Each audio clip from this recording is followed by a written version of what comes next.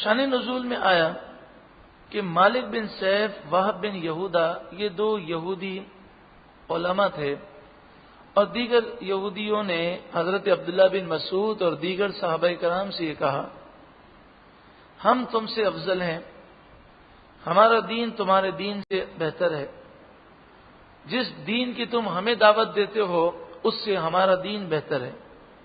تو اس پر یہ آیت کریمہ نازل ہوئی کہ اے مسلمانوں، تم بہترین امت ہو، امت محمدیہ تمام امتوں میں سب سے بہترین ہے۔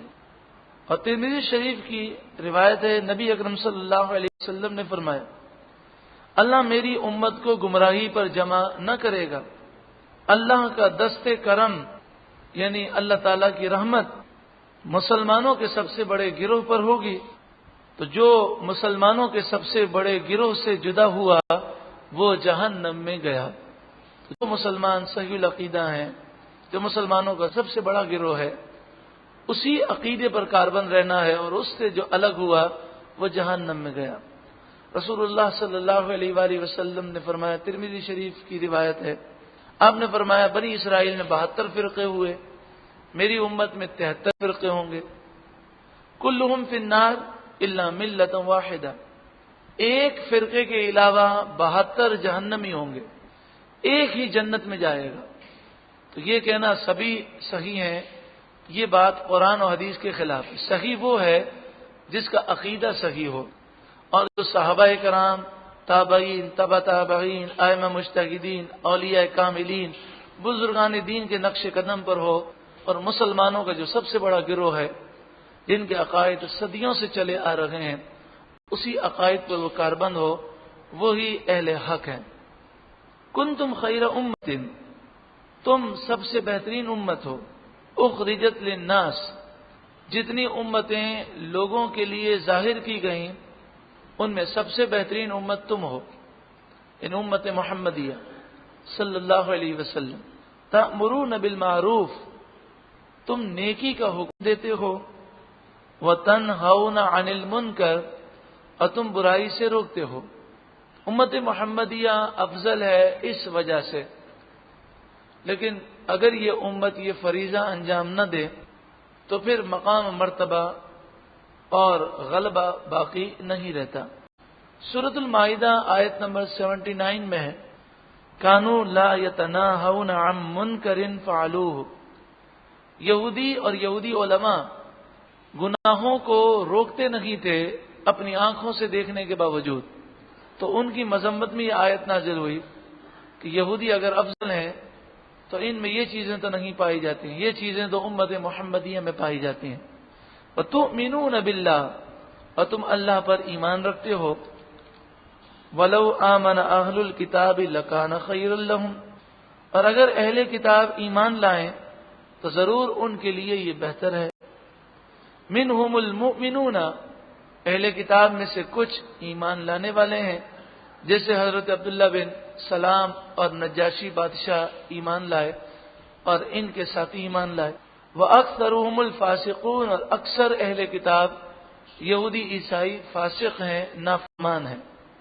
جب حضرت عبداللہ بن سلام اور دیگر یہودی مسلمان ہوئے تو یہودی ان کے دشمن ہو گئے اور انہیں دھمکیاں دینے لگے، تو فرمایا کہ یہ تمہارا کچھ نہیں بگاڑ سکتے، صرف تمہیں دھمکیاں دیں گے۔ لَن يَضُرُّوكُمْ، ہرگز وہ تمہیں نقصان نہیں پہنچا سکتے، إِلَّا أَذًى، مگر صرف تکلیف دیں گے، یعنی تانا دیں گے، دھمکیاں دیں گے، ڈرائیں گے، لیکن یہ سامنے آ کر تمہارے مقابلہ نہیں کر سکتے۔ آج بھی دنیا بھر کے جو یہودی ہیں ان میں جرت نہیں کہ مسلمانوں کے سامنے آ کر اعلانیہ وہ مسلمانوں کے خلاف اقدامات کر سکیں، تو وہ پیچھے سے سازشیں کرتے ہیں۔ وَإِن يُقَاتِلُوكُمْ يُوَلُّوكُمُ الْأَدْبَارَ، اور اگر وہ تمہارے سامنے آ کر مقابلہ کریں تو اتنے بزدل ہیں، اتنا موت سے ڈرتے ہیں، یُوَلُّوكُمُ الْأَدْبَارَ، پیٹھ دے کر بھاگ جائیں، تمہارا مقابلہ نہیں کر سکتے۔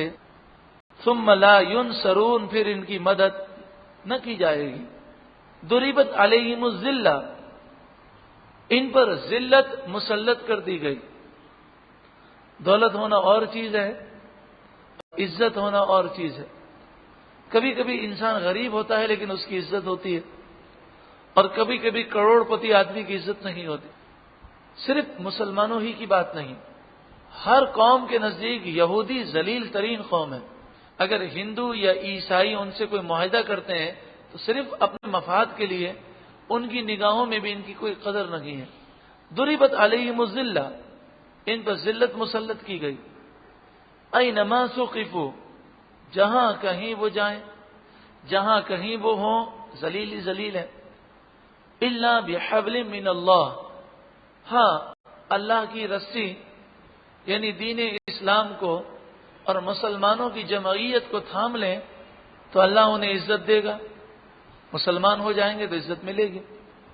وحبل من الناس، یا اور لوگوں کی رسی. لوگوں کی رسی کا مطلب یہ ہے کہ آج اگر یہودیوں کو دنیا کے اندر پاؤں رکھنے کی جگہ ملی ہے تو امریکہ کی وجہ سے، برطانیہ کی وجہ سے، انڈیا کی وجہ سے. خود ان کی اپنی کوئی حیثیت نہیں ہے. یہ دنیا کی واحد سلطنت ہے اسرائیل، کہ جس کا اپنا کوئی وجود نہیں ہے. آج اگر امریکہ اور برطانیہ اقوام متحدہ کی قرارداد کو ویٹو نہ کرے تو دوسرے دن اسرائیلی ریاست کا وجود ختم ہو جائے. وحبل من الناس، لوگوں کی رسی. وباءوا بغضب من اللہ، اور وہ اللہ کے غضب کے مستحق ہوئے. وضربت علیہم المسکنہ، اور ان پر مسکنہ کو مسلط کیا گیا. مسکنہ کسے کہتے ہیں؟ مسکنہ عربی میں اسے کہتے ہیں کہ انسان کی ضروریات پوری نہ ہوں اور ہر وقت وہ پریشان رہے مال کی وجہ سے. اب چاہے وہ غریب ہو چاہے کروڑ پتی. مثلا ایک شخص ہے، وہ 1 لاکھ روپیہ کماتا ہے لیکن اس کی ضروریات 50 لاکھ کی ہیں، تو 1 لاکھ روپیہ کما کر بھی وہ مسکنہ میں مبتلا ہے. ایک شخص 10,000 روپے کماتا ہے اور اس کی ضروریت 8,000 روپے کی ہے، 2,000 روپے وہ اللہ کی راہ میں خرچ کر دیتا ہے، تو وہ 10,000 روپے کما کر بھی وہ غنی ہے، وہ مالدار ہے. تو یہودیوں کو اللہ تعالیٰ نے دولت دی لیکن ان پر مسکنہ کو مسلط کر دیا. کتنی بھی دولت ہو، ان کا دل جو ہے غنی نہیں ہوتا اور یہ دولت کی ہوس میں مارے مارے پھرتے ہیں. وضربت علیہم المسکنہ، ان پر مسکنہ کو مسلط کیا گیا. پاکستانی ایک وفد یہودیوں کی ایک دعوت میں گیا تھا اور اخبار میں کالم بھی لکھا گیا جس کا اس سے پہلے بھی ذکر کیا گیا تھا. تو کالم نگار یہ کہتا ہے کہ میں نے قرآن و حدیث میں بہت سنا، بڑا مشہور ہے کہ دنیا کی سب سے کنجوس قوم جو ہے وہ یہودی ہے، لیکن وہاں پر میں نے اپنی آنکھ سے ان کی کنجوسی کو دیکھا. کب پہلے بٹھایا اتنی بھوک لگی تھی، کھانے کا ٹائم تھا، اور جب کھانے کا ٹائم ہوا تو انہوں نے گلاس کے اندر کولڈ ڈرنک ڈالی، اور وہ بھی اس طرح کے آدھے گلاس سے تھوڑی سی اوپر، اور 4 بسکٹ رکھے اور مکھن کا تھوڑا سا ٹکڑا اور پنیر کا تھوڑا سا ٹکڑا رکھ دیا. ہم ایک دوسرے کا منہ دیکھنے لگے کہ 4 گھنٹے سے بیٹھے ہیں، اب تو شدید بھوک لگی ہے اور یہ کھانے کے ٹائم پر یہ کیا پیش کر رہے ہیں. تو یہ یہودیوں کی آج بھی عادت ہے کہ ان کا دل جو ہے وہ بڑا کنجوس ہے، بڑی ہوس ہے، بڑی ہرس ہے انہیں مال کی، اور ہر وقت وہ اسی سوچ میں مبتلا رہتے ہیں. ذالک بانہم کانوا یکفرون بآیات اللہ، یہ اس وجہ سے کہ وہ اللہ کی آیتوں کا انکار کیا کرتے. وَيَقْتُلُونَ الْأَنْبِيَاءَ بِغَيْرِ حَقٍّ، اور وہ نبیوں کو ناحق شہید کرتے. ذَلِكَ بِمَا عَصَوْا وَكَانُوا يَعْتَدُونَ، یہ اس وجہ سے کہ انہوں نے نافرمانی کی اور وہ حد سے بڑھا کرتے. تو جب انہوں نے یہ حرکتیں کی، کیونکہ آج بھی جو یہودی ہیں ان کے بڑے بڑے علماء اس بات کو سمجھتے ہیں کہ رسول اللہ سچے نبی ہیں اور اسلام سچا دین ہے، اس کے باوجود وہ اسلام قبول نہیں کرتے. اللہ تبارک و تعالی نے ان پر یہ غضب مسلط کیا. اللہ رب العالمین ہمیں یہودیوں عیسائیوں کی شرارتوں سے محفوظ فرمائے اور ہمارے ملک میں امن عطا فرمائے، محبتیں الفتیں عطا فرمائے، اور جتنی شرارتیں جتنی سازشیں ہمارے ملک کو توڑنے کے لیے کی جا رہی ہیں، اللہ تعالیٰ ساری سازشوں کو ناکام فرمائے، اس ملک کو اسلام کا قلعہ بنائے اور اس ملک کے لوگوں کو ہر قسم کے شر سے اور بد امنی سے محفوظ فرمائے۔ لیسو سواء، سوا کے معنی برابر، لیسو نہیں ہیں وہ سب برابر، یعنی سارے اہل کتاب ایسے نہیں ہیں، بلکہ ان میں کچھ ایسے بھی ہیں کہ وہ حق کو قبول کر لیتے ہیں، اور جب وہ حق کو قبول کر لیتے ہیں تو پھر ان کا انداز کیا ہوتا ہے؟ من اہل الکتاب، اہل کتاب میں سے امتن، ایک ایسا گروہ بھی ہے، قائمتن، جو قائم ہے اصل دین پر، جو انبیاء دین لے کر آئے۔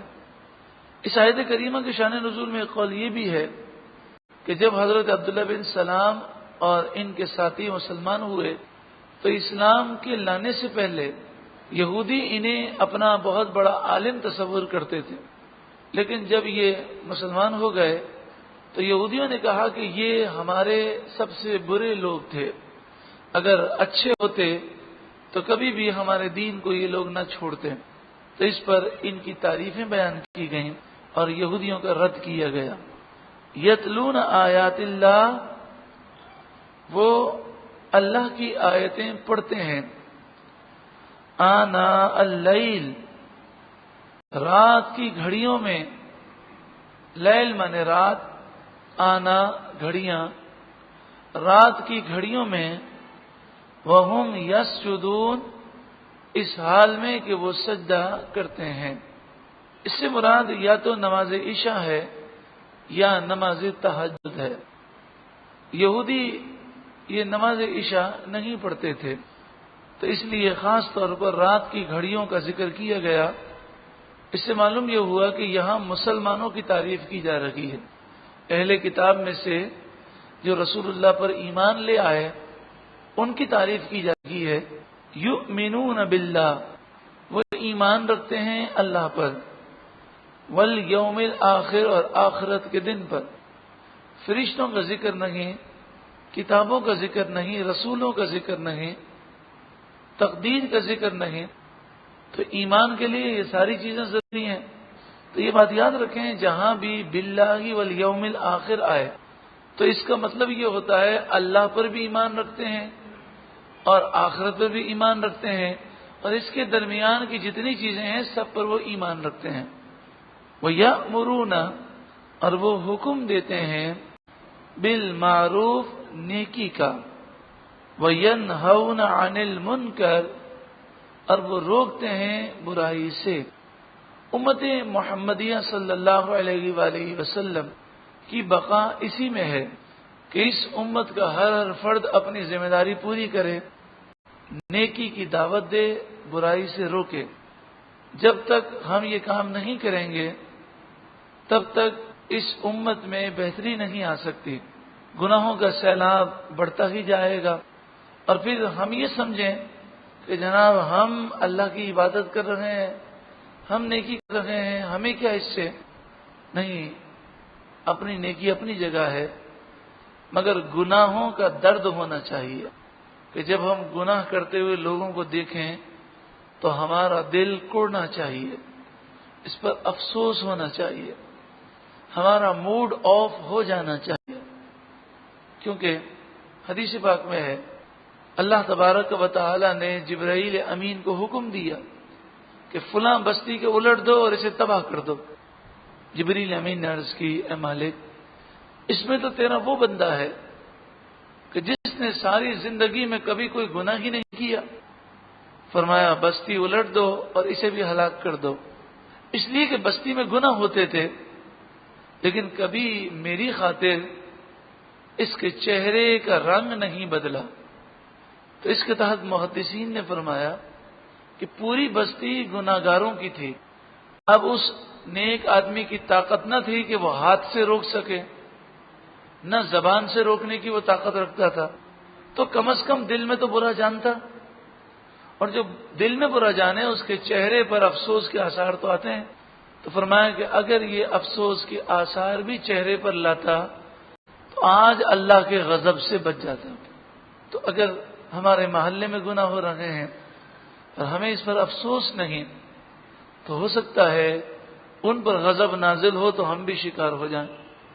نبی اکرم صلی اللہ علیہ وآلہ وسلم نے فرمایا اس ذات کی قسم جس کے قبضے قدرت میں میری جان ہے، تم ضرور بضرور نیکی کا حکم دو گے، ضرور بضرور برائی سے روکو گے، ورنہ اللہ تعالیٰ تم پر عذاب مسلط فرمائے گا، اور وہ عذاب گناہ گاروں کو بھی ہلاک کرے گا اور نیکوکاروں کو بھی وہ ہلاک کر دے گا. نیک لوگ دعائیں کریں گے، اللہ تعالیٰ ان کی دعائیں بھی قبول نہیں فرمائے گا. تو آج یہی ہو رہا ہے کہ جب بے حیائی، بد نگاہی، فحاشی، عریانی بڑی تیزی کے ساتھ جب پھیلتی جا رہی ہے، اور پوری عالم اسلام کے اندر خصوصاً پاکستان میں، اب دیکھیں یہ وہ ملک ہے جسے اسلام کے نام پر حاصل کیا گیا.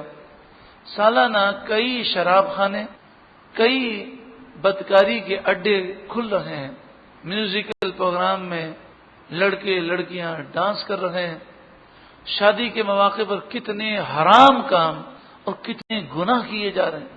لیکن کیا ہمیں افسوس ہوتا ہے؟ کیا ہمیں رونا آتا ہے؟ کیا ہمارا دل جلتا ہے؟ ہم میں سے تو بعض ایسے لوگ بھی ہوں گے، یعنی آج اس معاشرے کے اندر ایسے لوگ آپ کو ملیں گے کہ بظاہر وہ نیک ہیں، لیکن ایسے پروگراموں میں جا کر بیٹھتے ہیں اور ناچ دیکھ رہے ہوتے ہیں، ڈنڈیا راس دیکھ رہے ہوتے ہیں، میوزک کی آوازیں آ رہی ہوتی ہیں، گانے سن رہے ہوتے ہیں. اگر وہ واقعی اللہ کے لیے ناراض ہوتے تو روک نہیں سکتے تو کم از کم دل میں برا جانتے ہوئے وہاں سے اٹھ کر تو آ جاتے.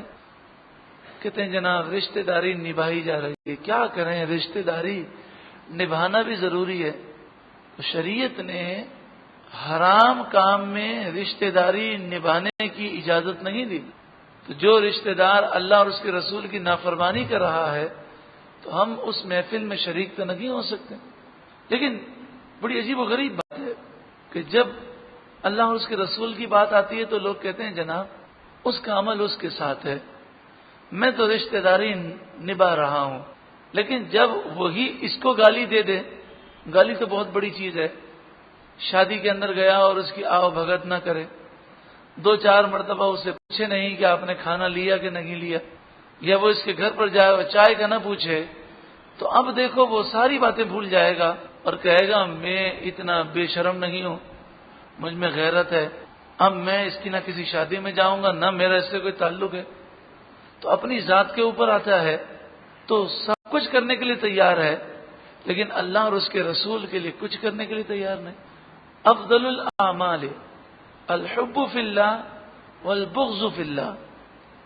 تمام اعمال میں سب سے افضل عمل یہ ہے کہ محبت اللہ کے لیے ہو اور دوری ہو تو اللہ کے لیے ہو. آج برائی سے روکنا، قرآن نے روکنے کا ذکر کیا ہے، اور روکنے کی تعریف یہ ہے کہ ہاتھ سے روک سکتا ہے تو ہاتھ سے روکے، زبان سے روک سکتا ہے تو زبان سے روکے، اور آخری جو درجہ ہے وہ دل میں برا جاننا. اور فرمایا یہ ایمان کا کمزور ترین درجہ ہے. تو روکنا تو دور کی بات، ہم تو مذمت بھی نہیں کرتے. دیکھیں ہر سال شب برات جب آتی ہے 15 شعبان المعظم، تو مسلمان ہو کافر ہو، دیندار ہو یا دین سے دور ہو، ہر کوئی یہ کہتا ہے یہ پٹاخے، یہ فائرنگ، یہ آتش بازی غلط کام ہے. اور تمام علماء اسلام کا یہی فتویٰ ہے کہ یہ حرام ہے، چاہے شادی کے موقع پر ہو چاہے شب برات کے موقع پر ہو. لیکن کیا وجہ ہے کہ ہر سال اس میں کمی نہیں آتی، اس میں اضافہ ہوتا جا رہا؟ اس کی وجہ یہ ہے کہ ہم نے مذمت کرنا بھی چھوڑ دیا. مثلا ہمارے محلے میں ایک نوجوان ہے اور وہ آتش بازی کا مظاہرہ کرتا ہے. اگر محلے کے 2-4 افراد، 10 افراد، 15 افراد جائیں اس کے پاس اور اس نوجوان سے صرف اتنا کہیں کہ آپ نے یہ کام غلط کیا، اس کے والد سے کہیں کہ آپ اپنے بیٹے کو روکتے نہیں، یہ کام غلط کرتا ہے، یہ حرام ہے، اس میں دنیاوی نقصانات بھی ہیں. اگر محلے کا ہر فرد نہیں تو 20%، 40% افراد جا کر کہہ دیں تو شرم کے مارے آئندہ اس کی جرت نہیں ہوگی. لیکن ہم تو پیچھے سے باتیں کرتے ہیں اور سامنے آتا ہے تو بڑی آؤ بھگت کرتے ہیں، گلے لگاتے ہیں، بڑی تعریفیں کرتے ہیں. سامنے کوئی بولنے کے لیے تیاری نہیں ہے. وَيَأْمُرُونَ بِالْمَعْرُوفِ، وہ حکم دیتے ہیں نیکی کا. وَيَنْهَوْنَ عَنِ الْمُنْكَرِ، اور وہ برائی سے روکتے ہیں. وَيُسَارِعُونَ فِي الْخَيْرَاتِ، اور وہ جلدی کرتے ہیں نیکیوں میں. یسارعون دوڑتے ہیں، جلدی کرتے ہیں. چونکہ وقت بڑا مختصر ہے، اس مختصر زندگی میں طویل ترین آخرت کی تیاری کرنی ہے. وَأُولَئِكَ مِنَ الصَّالِحِينَ، اور یہی لوگ نیکوکار ہیں، صالح ہیں. وَمَا يَفْعَلُوا مِنْ خَيْرٍ، اور وہ جو نیکی کریں گے فَلَن يُكْفَرُوا، ہرگز انہیں محروم نہ کیا جائے گا. وَاللَّهُ عَلِيمٌ بِالْمُتَّقِينَ، اور اللہ متقیوں کو خوب جانتا ہے. اس میں یہودیوں کا رد ہے کہ یہودی کہتے تھے کہ عبداللہ بن سلام اور ان کے اصحاب اسلام لا کر نقصان میں رکھے تو فرمایا کہ ایسے لوگوں کی نیکیاں قبول ہوں گی اور انہیں آخرت میں محروم نہ کیا جائے گا. اب اگلی جو آیت کریمہ ہے اس میں ان تمام کفاروں کا رد ہے کہ جو اپنی دولت، اپنے مال، اپنی اولاد پر فخر کیا کرتے تھے اور کہتے تھے کہ ہم مسلمانوں کو تہس نہس کر دیں گے. بنی قریظہ اور بنی نذیر کے یہودی، اسی طرح مشرکین قریش، خصوصاً ابو جہل جسے اپنی دولت اور مال پہ بڑا فخر تھا. حضرت ابو سفیان اسلام لانے سے پہلے بدر کے موقع پر مشرکین میں انہوں نے بہت مال خرچ کیا. تو تمام کفار کہ جو مال اور دولت اور اولاد رکھتے ہیں جس کی وجہ سے وہ غرور میں مبتلا ہیں، ان سے فرمایا جا رہا ہے کہ اللہ کا عذاب جب تم پر آئے گا، خصوصاً جہنم کا عذاب، تو نہ تمہارا مال کام آئے گا نہ تمہاری اولاد کام آئے گی. ان الذین کفروا، بے شک وہ لوگ کہ جنہوں نے کفر کیا، لن تغنی عنہم، انہیں نہ بچا سکیں گے، اموالہم ان کے مال، ولا اولادہم اور نہ ہی ان کی اولاد، من اللہ شیئا اللہ سے کچھ بھی، یعنی اللہ کے عذاب سے ان کے مال اور ان کی اولاد انہیں کچھ بھی بچا نہ سکیں گے. وَأُولَئِكَ أَصْحَابُ النَّارِ، اور یہی لوگ جہنمی ہیں، ہم فیہا خالدون، وہ اس میں ہمیشہ رہنے والے ہیں. اب ان تمام کافروں کا رد کیا جا رہا ہے کہ جو دنیا کے اندر مال خرچ کرتے ہیں، چاہے وہ یہودی ہوں کہ جو اپنے علماء کو اور اپنے سرداروں کو مال دیتے ہیں، رشوتیں دیتے ہیں، اسی طرح تمام کفار جو مسلمانوں کے خلاف مال خرچ کرتے ہیں. اور اس میں ریاکار بھی داخل ہے، جو مال خرچ کرتا ہے لوگوں کی واہ واہ سننے کے لیے، لوگ اس کی واہ واہ کریں، لوگ تعریف کریں، یہ اس کا مقصد ہے. تو ایک ایسا شخص جو بھی مال خرچ کرتا ہے تو وہ یا تو دنیاوی نفع کے لیے خرچ کرتا ہے یا آخرت کے نفع کے لیے خرچ کرتا ہے. کوئی بھی انسان تو دنیاوی نفع کے لیے اگر کوئی مال خرچ کرے تو اس سے آخرت میں کوئی نفع اسے حاصل نہیں ہوگا، اور اگر وہ آخرت کے نفع کے لیے خرچ کرے تو ریاکاری کرنے والے کو آخرت کا نفع نہیں ہوگا. اسی طرح جو بد عقیدہ ہے، بد مذہب ہے، کافر ہے، جس کا عقیدہ ہی خراب ہے، تو وہ اگر آخرت کے نفع کے لیے مال خرچ کرے تو اسے آخرت میں کوئی نفع حاصل نہیں ہوگا، کیونکہ ایمان کے بغیر اعمال صالحہ پر کوئی اجر نہیں ملتا. مثل ما ينفقون في هذه الحیات الدنیا، مثال ان لوگوں کی، مثال ما جو ينفقون خرچ کرتے ہیں، فی هذه الحیات الدنیا اس دنیا کی زندگی میں، ان کی مثال ہے کمثل ریح، جیسے مثال ہوا کی، فیہا جس میں سر پالا ہو، یعنی برفانی ہوا، کہ جس میں اتنی سردی ہو کہ وہ سرد ہوا کھیتیوں کو برباد کر دیتی ہے. اصابت حرث قوم، وہ ہوا پہنچی ایسی قوم کی کھیتی پر، حرث مانے کھیتی، ایسی قوم کی کھیتی پر وہ ہوا پہنچی، ظلموا انفسہم، جو اپنا ہی برا کرتے تھے، جو خود ہی اپنی جانوں پر ظلم کرتے تھے گناہ کر کے، فاہلکتہ، تو اس ہوا نے کھیتی کو بالکل ختم کر دیا. تو اسی طرح جو لوگ کفر کے باوجود، غلط عقیدے کے باوجود، ایمان کے بغیر مال خرچ کر رہے ہیں، تو یہ غلط عقیدہ، یہ کفر، یہ ایک ایسی ہوا ہے کہ ان کی ساری نیکیوں کو برباد کر دے گی.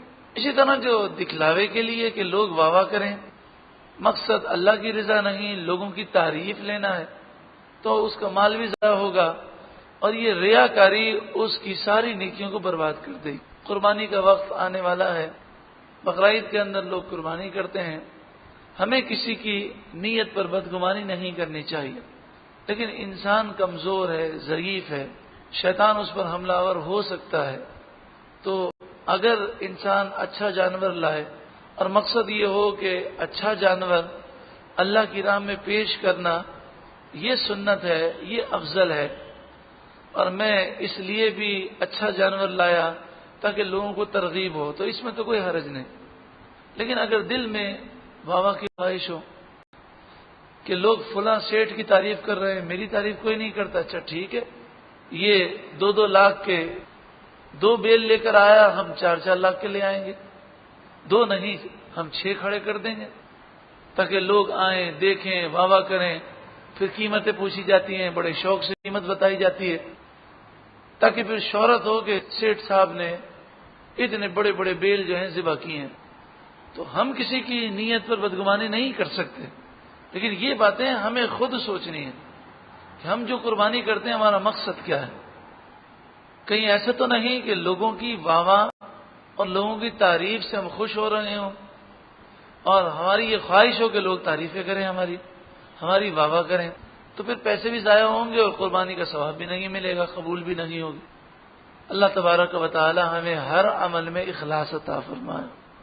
وما ظلمهم اللہ، اور اللہ نے ان پر ظلم نہیں کیا، ولکن انفسهم یظلمون، ہاں لیکن وہ خود ہی اپنی جانوں پر ظلم کرتے کہ انہوں نے خود ایسی حرکتیں کی کہ اپنی نیکیاں برباد کر دیں.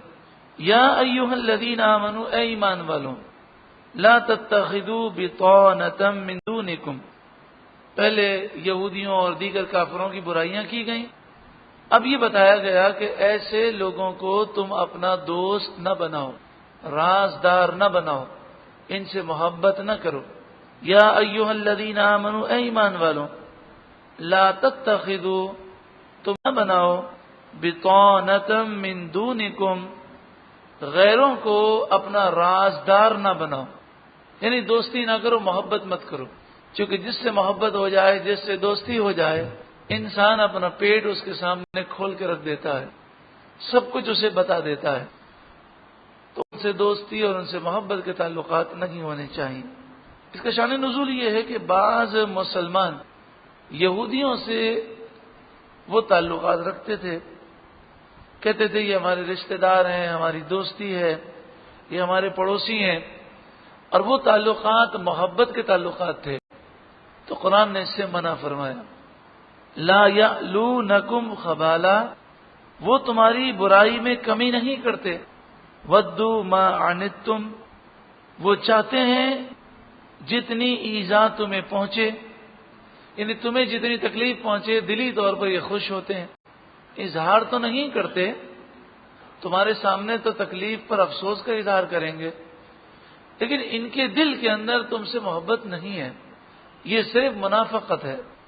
قد بدت البغضاء من افواہہم، بے شک ان کا بغض، ان کی نفرت ان کی باتوں سے جھلک اٹھی. بغضاء بغض، من افواہہم ان کے منہ سے. تو بعض جملے ایسے ان کے منہ سے نکل جاتے ہیں جس سے معلوم ہو جاتا ہے کہ انہیں تم سے کتنی نفرت ہے۔ مثلا میں آپ سے سمجھانے کے لیے مثال دیتا ہوں۔ ایک شخص ایک ایسے بدعقیدہ بد مذہب سے دوستی رکھتا ہے کہ جو بزرگان دین کی توہین اور بے ادبی کرتا ہے، اور وہ مسلمانوں کو مشرک کہتا ہے یہ شرک کر رہے ہیں۔ تو آپ مجھے بتائیے کہ جو ہمارے بارے میں یہ نظریہ رکھے کہ ہم شرک کر رہے ہیں، کیا اس کے دل کے اندر ہمارے بارے میں محبت ہوگی؟ کیونکہ جو شرک کرے وہ تو واجب القتل ہے، جو شرک کرے اسے قتل کرنا بھی جائز ہے، جو شرک کرے اس کا تو مال بھی مباح ہے۔ تو جو ہمیں بدعتی یا مشرک کہہ رہا ہو تو اس کے منہ سے ہمارے بارے میں جو بغض ہے جو دل کے اندر، وہ تو ظاہر ہو رہا ہے۔ محبت سے ملے گا، گلے بھی لگائے گا، اچھی اچھی باتیں بھی کرے گا، لیکن جب وہ اعلی حضرت امام اہل سنت کی بات کرے، اعلی حضرت کے خلفاء کی بات کرے، دیگر بزرگان دین کا ذکر کرے اور نعوذ باللہ من ذالک ان پر شرک کا الزام لگائے، تو بتائیے جو ہمارے بزرگوں پر شرک کا الزام لگائے اس کے دل میں ہمارے لیے کتنی نفرت ہوگی۔ اور پھر غیرت کا تقاضا کیا ہے؟ کوئی ہمارے باپ کو مشرک کہے اور ہمارا باپ مسلمان ہو تو کیا ہم اس سے گلے مل سکتے ہیں؟ تو جو ہمارے بزرگان دین کو مشرک کہے، انہیں مرتد کہے، انہیں بدعتی کہے، تو کیا وہ ہمارا دوست ہو سکتا ہے؟ کیا غیرت اس کا تقاضا کرتی ہے؟ سوچنا چاہیے ہمیں۔ قد بدت البغضاء من افواہہم، ان کا بغض ان کے منہ سے، ان کی باتوں سے جھلک اٹھا ہے۔ جو صدیق اکبر اور حضرت عمر کی توہین کرے، حضرت عائشہ کی بے ادبی کرے، وہ ہمارا دوست کیسے ہو سکتا ہے؟ کیونکہ ہم صدیق اکبر سے محبت کرنے والے، تو جب اسے صدیق اکبر سے بغض ہے تو اسے ہم سے بھی بغض ہوگا، کیونکہ ہم صدیق اکبر سے پیار کرتے ہیں۔ دشمن کا جو پیارا ہوتا ہے وہ بھی دشمن ہوتا ہے، تو اس لیے اس کے دل میں ہمارے لیے محبت نہیں ہو سکتی۔ وہ منافقت کرتا ہے، تقیے سے کام لیتا ہے، فراڈ کرتا ہے۔ وما تخفی صدورہم اکبر، اور جو ان کے سینوں میں غیظ و غضب چھپا ہے، اکبر وہ اس سے بڑا ہے۔ یعنی زبان سے جو بغض ظاہر ہو رہا ہے یہ تو بہت کم ہے، ان کے سینے میں جو نفرت ہے تمہارے لیے وہ اس سے بڑی ہے۔ تو پھر ان سے دوستی کیوں کرتے ہو؟ یہ تمہیں نقصان پہنچانے میں کوئی آسرا نہیں کریں گے۔ قد بینا لکم الآیات، بے شک ہم نے تمہارے لیے آیتیں کھول کھول کر بیان کر دیں۔ ان کنتم تعقلون، اگر تم عقل رکھتے ہو تو ان سے دوستی، ان سے محبت کے تعلقات نہ رکھو۔ ہا انتم اولائی تحبونہم، ہاں تم وہی ہو کہ جو ان سے محبت کرتے ہو، انہیں چاہتے ہو، رشتہ داری اور دوستی وغیرہ کے تعلقات کی بنا پر۔ ولا یحبونکم، اور وہ تمہیں نہیں چاہتے کیونکہ وہ تمہارے دینی مخالف ہیں۔ یعنی ایک اصول بتایا گیا کہ جو بدعقیدہ ہے یا کافر ہے وہ چاہے ہم سے میل ملاپ رکھے لیکن دل کے اندر وہ دینی مخالفت کو جگہ دیتا ہے۔ لیکن صحیح العقیدہ مسلمان بعض اتنے بھولے بھالے ہیں کہ وہ ایسے لوگوں سے تعلقات رکھتے ہیں تو وہ اصل بات بھول جاتے ہیں اور کہتے ہیں وہ دین ان کا اپنی جگہ، ہماری تو بڑی محبتیں ہیں، ہماری تو بڑی دوستی ہے۔ تو جو دینی مخالفت ہے اور جو دینی معاملہ ہے وہ تو ختم نہیں ہو سکتا۔ وَتُؤْمِنُونَ بِالْكِتَابِ كُلِّهِ، اور تم تمام کتابوں پر ایمان رکھتے ہو، اور یہ یہودی اور یہ عیسائی تمہاری کتاب کو نہیں مانتے۔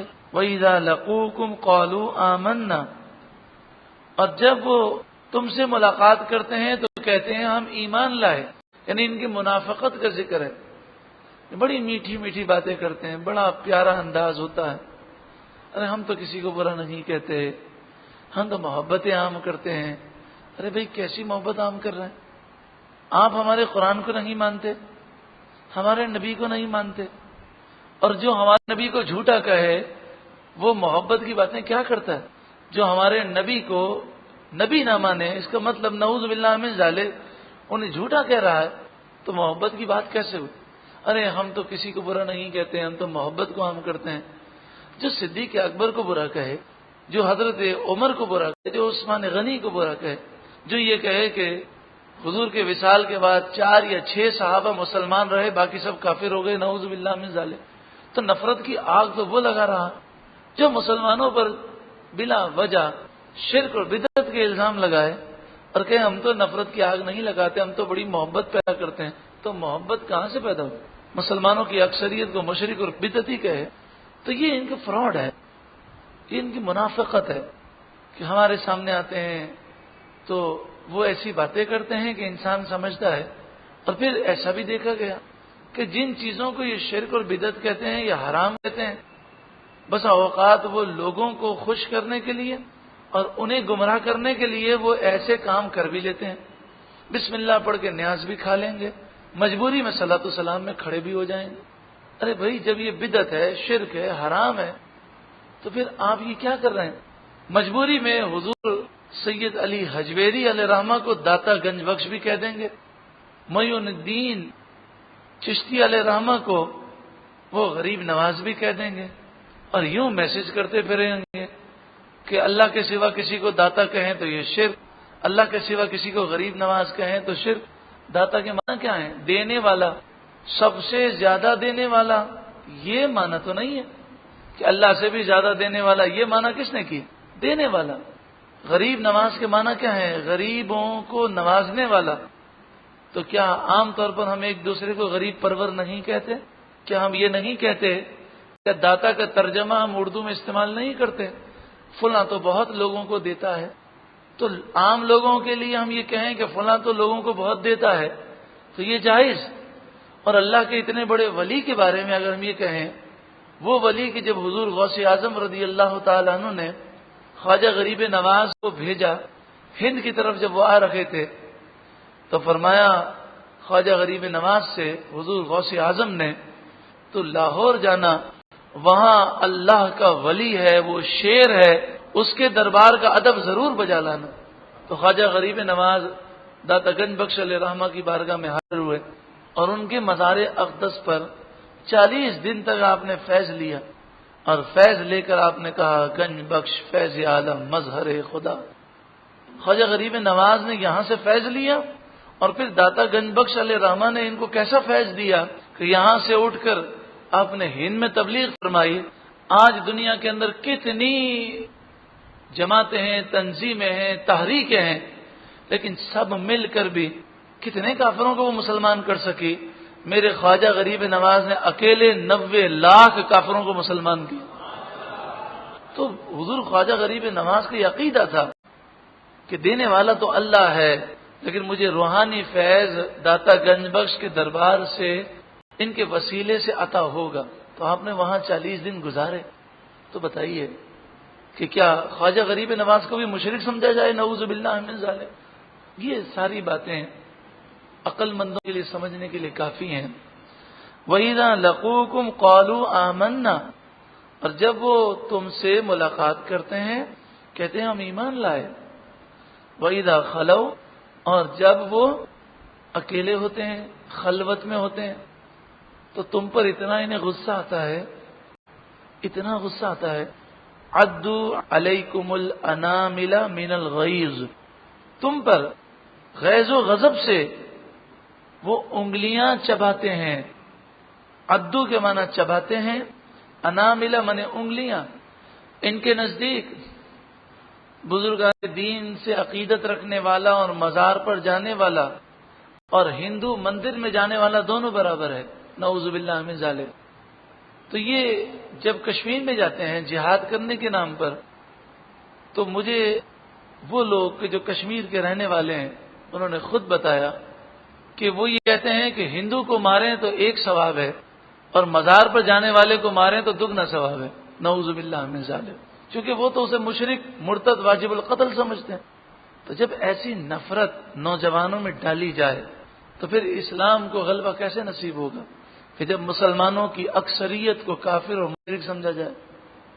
ارشاد فرمایا قل موتوا بغیظکم، یہاں پر یہودیوں سے خطاب ہے، لیکن یہودیوں عیسائی ہوں، ہندو ہوں، کافر ہوں، مشرک ہوں، جتنے بھی اسلام کے دشمن ہیں اور جتنے بدعقیدہ ہیں، سبھی مسلمانوں کے جو دشمن ہیں، قل اے محبوب آپ کہہ دیں، موتوا بغیظکم، اپنے غیظ و غضب میں مر جاؤ تم.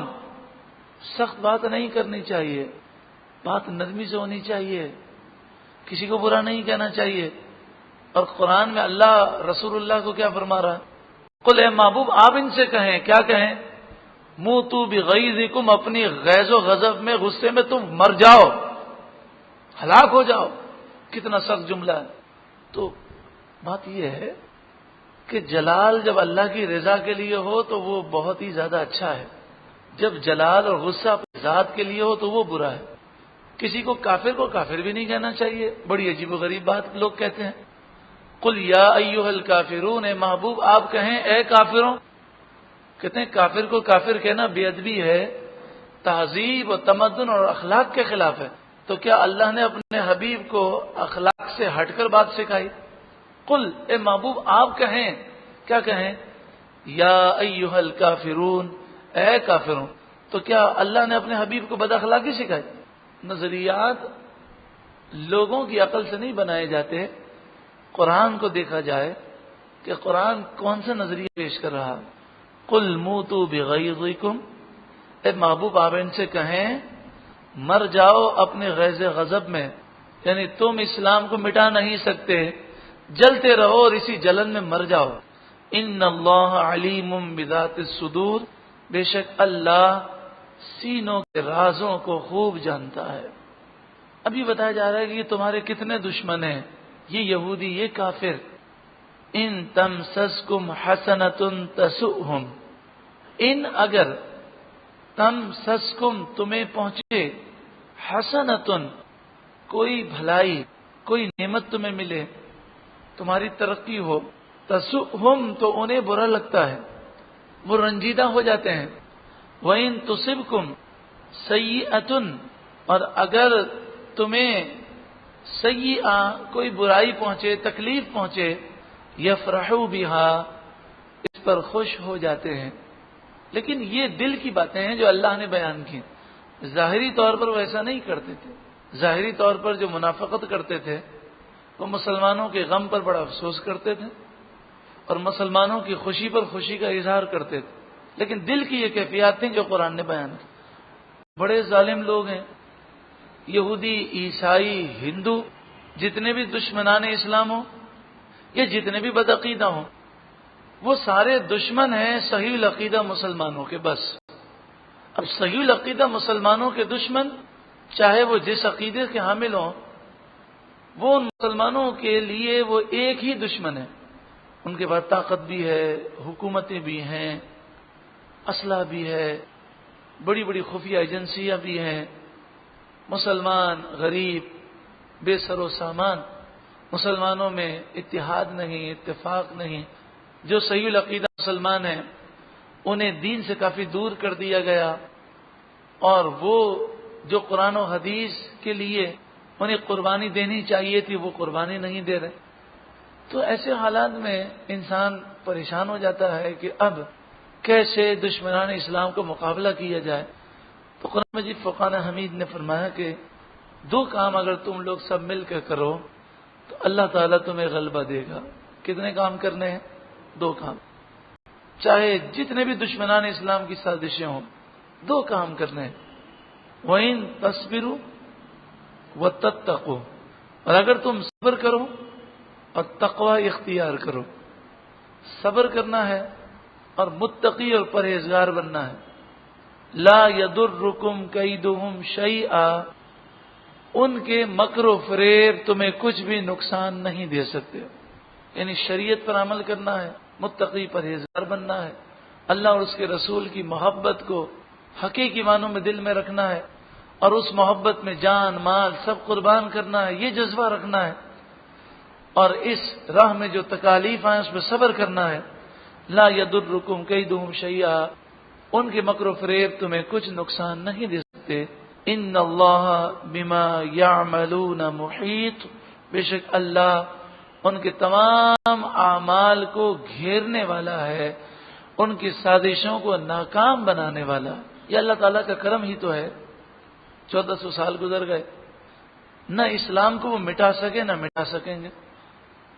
آج اسلام کے خلاف کتنا پروپیگنڈا کیا جاتا ہے، لیکن امریکہ میں آپ جا کر دیکھیں، یورپ میں جا کر دیکھیں، امریکہ میں، یورپ میں لوگ چاہے وہ عیسائی ہوں، یہودی ہوں، وہ بڑی تیزی کے ساتھ اسلام کی طرف مائل ہو رہے ہیں، اور وہ اسلام سے اتنے متاثر ہیں کہ مجھے ایک بھائی نے یہ بات کہی، انہوں نے کہا کہ امریکہ کے اندر میں نے داڑھی رکھی ہے، میں دین پر عمل کرتا ہوں، تو ان کا کہنا تھا پاکستان میں دین پر چلنا مشکل ہے، امریکہ میں آسان ہے، جہاں جائیں وہ عزت کرتے ہیں، اور یہاں تو بعض ایسے بیوقوف لوگ ہیں، نادان لوگ ہیں کہ داڑھی کا مذاق اڑاتے ہیں، رشتہ دار، عزیز و اقارب، ارے نہیں اتنا دین میں نہیں ہوتا، یہ نہیں ہوتا، وہ نہیں ہوتا۔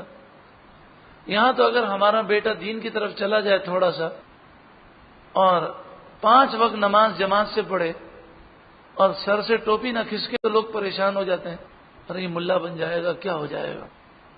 اور وہ کافر، ان کے دل میں اسلام کی اتنی محبت ہے اور وہ اسلام سے اتنے متاثر ہیں، انہوں نے کہا کہ اگر کوئی اسلام پر عمل کرتا ہے تو اس کی بڑی تعظیم کرتے ہیں۔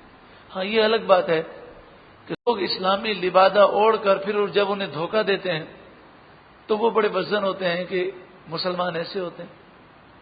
تو یہ اللہ تبارک و تعالیٰ کا کرم ہے، ورنہ میڈیا کی طاقت ان کے پاس ہے، پروپیگنڈا کی طاقت ان کے پاس ہے، اس کے باوجود وہ بڑھتے ہوئے اسلام کو اور اسلام کی طرف جو لوگ مائل ہو رہے ہیں ان کو وہ روک نہیں سکتے۔